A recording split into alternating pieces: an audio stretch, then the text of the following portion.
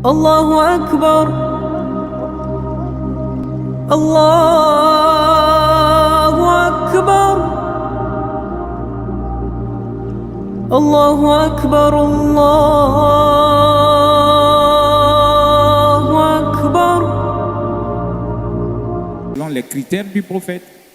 Et ensuite, alors, on revient pour dire que quand on veut fonder une famille, il faut que ce soit fondé sur de bonnes bases. Voilà Dieu qui nous dit ici que c'est lui qui recommande qu'on soit bienveillant envers les deux géniteurs. Et il dit, la mère va d'abord tomber enceinte, elle va te prendre dans son ventre avec beaucoup de difficultés. Et elle va accoucher avec beaucoup de difficultés. Le jour qu'elle doit accoucher même, Wallah, souvent elle peut en mourir. Combien de femmes qui vont mourir au travail au moment d'accoucher leur bébé. Donc l'enfant, pour ce seul jour même, tu dois être bienveillant envers tes parents et surtout ta maman. Il t'a permis de venir dans cette existence de dunya. C'est pourquoi la femme, quand elle meurt à l'accouchement, elle rentre dans le cadre des martyrs. Dieu lui accorde ce privilège-là d'être une martyre. Donc Allah, il poursuit en disant وَحَمْلُهُ وَفِصَالُهُ ثَلَاثُونَ شَهْرًا حَتَّى إِذَا بَلَغَ أَشُدَّهُ وَبَلَغَ 40 سَنَةً. Il dit que son allaitement, donc son sévrage, va prendre 30 mois. 30 mois, alors pour dire qu'on peut allaiter l'enfant jusqu'à 2 ans.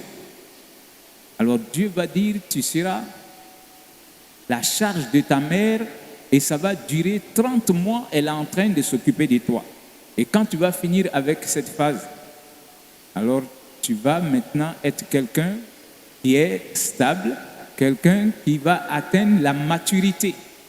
Tu as fini d'être enfant. Dieu dit, lorsque tu vas atteindre tes 40 ans et que tu es quelqu'un de stable, c'est-à-dire sur le plan intellectuel, tu es quelqu'un de mûr maintenant. Alors Dieu lui-même va te montrer quelle bénédiction tu dois faire.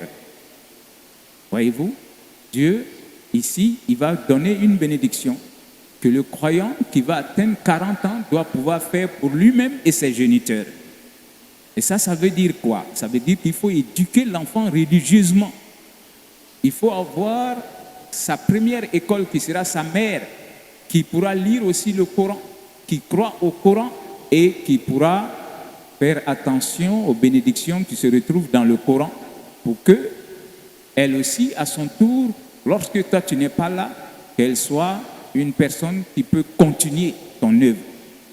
Donc Allah, il va dire, l'être humain, quand il a ses 40 ans, il va dire Rabbi auzi'ni an ashkura ni'mataka allati an'amta alayya wa ala walidayya wa an a'mala salihan tarda wa aslih li fi dhurriyyati inni tubtu ilayka wa inni minal muslimin. Wallahi, cette bénédiction, elle est tellement importante que Dieu l'a répétée jusqu'à 2 fois dans le Coran. Dans Surat Al-Ahqaf, qui est la sourate 27, au verset 15, vous pouvez la retrouver là-bas. Et dans Surat Naml, qui est la fourmi, au verset 19, vous pouvez aussi retrouver cette bénédiction. Et dans la Surat Naml, ce n'est pas long comme dans Surat Al-Ahqaf.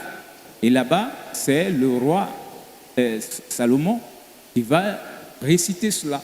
Parce que la fourmi, il y a une fourmi qui disait aux autres, rentrez dans vos creux pour ne pas que Salomon, qui est le roi et le messager de Dieu, il est en train de venir. Il ne faudrait pas que lui et son armée, ils viennent vous marcher dessus. La fourmi qui est en train de dire ça par terre ne sait pas que Allah lui a donné l'opportunité et le privilège d'entendre tout ce qui s'est dit par les animaux. Et donc lui va sourire et il va remercier Dieu avec cette bénédiction. Donc Rabbi auzi'ni an ashkura ni'mataka allati an'amta alayya wa ala walidayya. Ça veut dire quoi? Seigneur, amène-moi, guide-moi à reconnaître tes bienfaits que tu m'as accordés ainsi qu'à mes deux géniteurs. C'est ce que l'enfant va commencer à faire comme bénédiction pour ses deux géniteurs. Seigneur, amène-moi à être quelqu'un qui va reconnaître tes bienfaits, ta grâce. Wallahi, on ne peut pas finir de compter les bienfaits d'Allah subhanahu wa ta'ala pour nous. Simplement quand on prend même la foi que Dieu t'a donnée. Wallahi, la foi est une grâce de Dieu incommensurable. Parce que tu peux trouver combien de gens aujourd'hui qui sont riches, qui ont tout, mais qui ne croient pas en Dieu. Subhanallah. Ils ont tout, ils ne croient pas en Dieu. Mais si celui-là, quand il ferme les yeux, il te fait pitié. Parce que tout ce qu'il a détenu devient inutile. Et ça va même le condamner le jour de la résurrection. Mais toi, tu n'as rien. Mais lorsque tu meurs, c'est la mort seulement qui est difficile pour toi.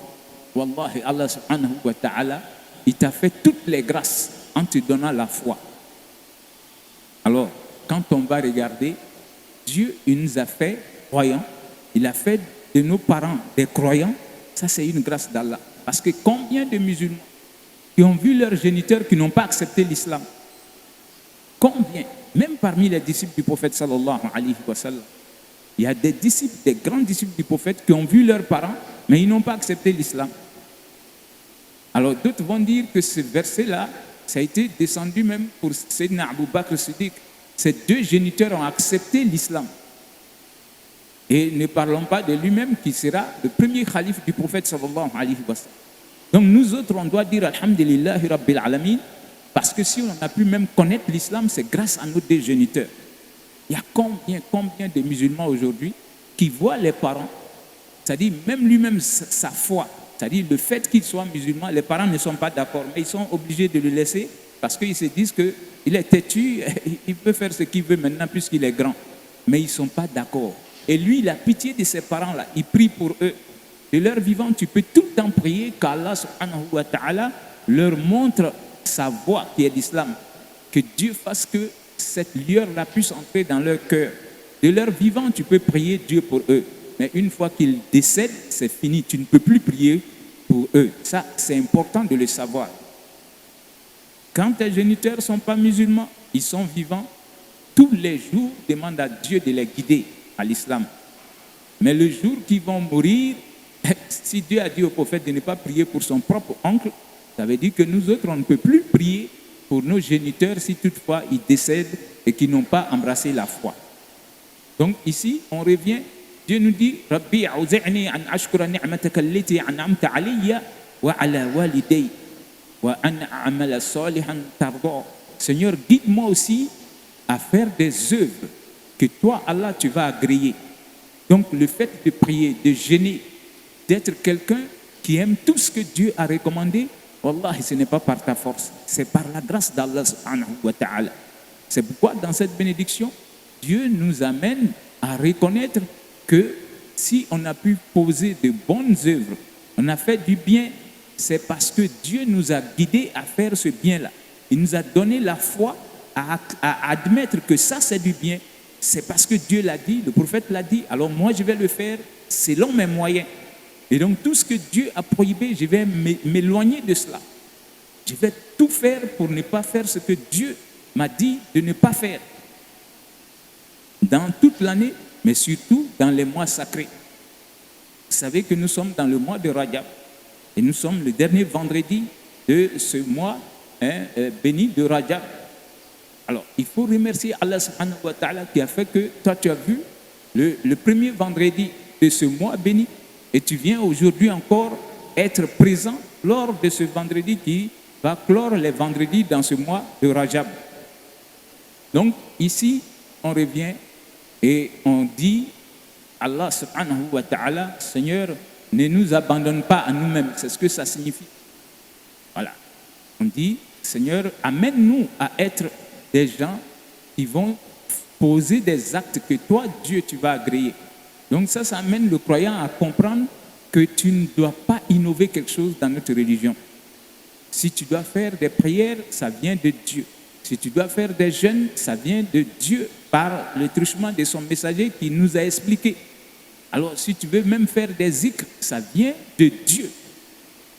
soit du Coran ou des hadiths du prophète. Toi, tu n'inventes rien, parce que le prophète nous dit Man ahdasa fi amrina haza ma laysa minhu fa huwa rad. Toute personne qui va innover quelque chose qui n'est pas de cette religion n'aura pas de récompense le jour de la résurrection. Donc, Rabbi awzi'ni an ashkura ni'mataka allati an'amta alayya wa ala waliday wa an a'mala salihan tarda wa aslih li fi dhurriyyati. Dans la dua, Dieu continue en disant, tu demandes à lui, Allah, qui accorde la bonne progéniture en disant, Seigneur, accorde-moi une bonne progéniture. Un père de famille, tu dois être responsable. C'est toi qui es le chef de cette famille. Donc chaque fois, tu dois faire cette bénédiction parce que tu souhaiterais que derrière toi, lorsque tu vas mourir, ceux qui vont être ta descendance, tu pries pour eux déjà avant même leur conception. Donc le père doit être soucieux de la nature des enfants qu'il veut avoir. Tu dois demander à Dieu, Seigneur, accorde-moi la bonne progéniture, que je les vois en train de t'adorer de mon vivant. Mais le jour que je ne serai plus et que je serai couché dans ma tombe là-bas, Seigneur, amène mes enfants à suivre ta voie. Donc tous les messagers faisaient ça. C'est une obligation pour nous autres qui sommes des pères de famille et des mères de famille de prier déjà. Ça veut dire que même si de ton vivant, l'enfant ne suit pas la voie de Dieu, alors que toi tu as fait de ton mieux pour lui apprendre comment prier, comment jeûner, lui donner même l'islam, et tu le vois qu'il n'est pas sur la voie de Dieu, ne désespère pas, ne le maudis jamais aussi. Ça c'est l'erreur que d'autres commettent. Alors il ne veut pas m'écouter, souvent on chasse l'enfant, on le met dehors, ou même on va le maudire en disant que toi tu ne vas jamais réussir. Non, c'est des phrases qu'il ne faut pas prononcer à l'encontre de sa propre progéniture, parce que si ça coïncide au amin des anges, ce sera un vaurien. Et ça va continuer dans ta descendance comme ça jusqu'à 7 générations. Quand le prophète nous disait de ne pas maudire nos progénitures. Les parents, quand ils sont fâchés, ils vont facilement maudire. Non, non, non. Voilà. Si l'enfant ne t'écoute pas, tu peux l'insulter, tu peux frapper. Alors, à son insu, il faut prier Dieu pour lui. Il faut même dire, Seigneur, je suis en colère contre lui, mais ne le prends pas en compte pour ma colère. Parce que quand ton père ou ta mère, quand les deux personnes là sont fâchées avec toi, Dieu est fâché avec toi. Wallahi, c'est le prophète qui nous le dit. Ridallahi fi ridal walidain wa saqtillahi fi saqtihima. Ou comme qala Mustafa sallallahu alayhi wa sallam. L'agrément de Dieu pour un être humain est lié à l'agrément de tes géniteurs. Et le courroux de Dieu est lié à leur courroux. Donc Allah subhanahu wa ta'ala, il continue dans cette bénédiction. Rabbi awzi'ni an ashkura ni'mataka allati an'amta alayya wa ala waliday wa an a'mala salihan tardah wa aslih li fi dhurriyyati inni tubtu ilayka. Alors Seigneur, moi je viens vers toi repentant pour dire que l'être humain tous les jours on doit pouvoir se repentir, chers frères et sœurs. Wallahi, personne n'est parfait. Donc il faut te dire que je suis pécheur. Peut-être que les péchés que je commets à mes yeux sont des péchés mineurs, parce qu'il y a les péchés majeurs, comme tuer, comme voler, ainsi de suite. Je ne commets pas les péchés majeurs, mais je peux commettre des péchés que moi je pense petits, mais peut-être quand on va les amonceler, les mettre ensemble le jour de la résurrection, ça peut me condamner. C'est pourquoi tous les jours, celui qui n'avait pas de péché, qui était le prophète Mohammed sallallahu alayhi wa sallam, Allah et lui, il se repentissait en disant astaghfirullah, astaghfirullah, astaghfirullah. Nous autres, on doit pouvoir le faire aussi à tout moment, dans toutes les circonstances. Voyez-vous? Inni tubtu ilayka wa inni minal muslimin. Il revient dans la doua, dire que Seigneur, moi je me repens. Je sais que je ne suis pas parfait. Je viens vers toi, pardonne-moi mes péchés. Et je confirme encore devant toi, Seigneur, que je suis parmi les soumis. Le musulman, c'est celui qui s'est soumis à la volonté de Dieu. Donc, c'est ce que tu es en train de dire ici. Seigneur, devant toi, je confirme que moi, je ne vais jamais t'associer à autre divinité. C'est toi seul que je vais adorer. Et quand j'ai mes difficultés, c'est vers toi seul que je vais me tourner pour demander ton aide. Iyyaka na'budu wa iyyaka nasta'in. Combien de fois on me dit dans la journée, mais combien de fois nous on va avoir d'autres choses en poche? On a des gris-gris en poche. On en a souvent au doigt. Et même quand ça chauffe, on va invoquer les manes des aïeux, où on invoque le nom des aïeux. Ah, mon père, si tu ne viens pas aujourd'hui, ça ne va pas. Wallah, c'est petit à tes yeux, mais tu es associé aux divinités, à Dieu en le disant. Ou bien tu as des bagues pour les circonstances. Ça, c'est une bague pour ne pas payer le crédit des gens. Quand ils vont me voir, il suffit de tourner seulement, ils ne peuvent plus parler. Ça, c'est une bague contre les accidents. Ça, c'est une bague contre ceci. Donc, lui-même, il a 10 bagues et il ne sait même plus quand il les a eues et il va dire que ouais, lui aussi, il croit en Dieu. Non, ça, tu crois en Dieu dans la bouche, mais dans ton cœur, wallah, et tu ne crois pas en Dieu. Parce que pour être sous la protection de Dieu, combien de choses le prophète nous a montré pour que tu sois sous la protection de Dieu. Parmi ces choses-là, il dit, celui qui est croyant, homme, qui peut prier sa prière de l'aube dans la mosquée avec les croyants, wallah, et quand Fajr finit, tu es sous protection de Dieu jusqu'au coucher du soleil. Subhanallah. Pour être protégé par Dieu, le prophète te dit, viens prier le matin. Au moment où le sommeil est doux, là, tu laisses le sommeil, tu vas avec les hommes. La femme peut prier à la maison, mais les hommes, tu viens à la mosquée, tu fais ta prière de Fajr, tu es sous protection de Dieu jusqu'au coucher du soleil. Pour être sous la protection de Dieu, quand la prière finit, lis Ayatul Kursi et lis Qul Huwallah, Qul A'udhu Birabbil Falaq, Qul A'udhu Birabbin Nas. C'est après une prière de l'aube, tu lis chacune de ces sourates-là, c'est-à-dire 3 fois. Chacune de ces sourates, Qul Huwallah, Qul A'udhu Birabbil Falaq, Qul A'udhu Birabbin Nas, tu les lis 3 fois. Après la prière de l'aube, tu es sous protection d'Allah subhanahu wa ta'ala.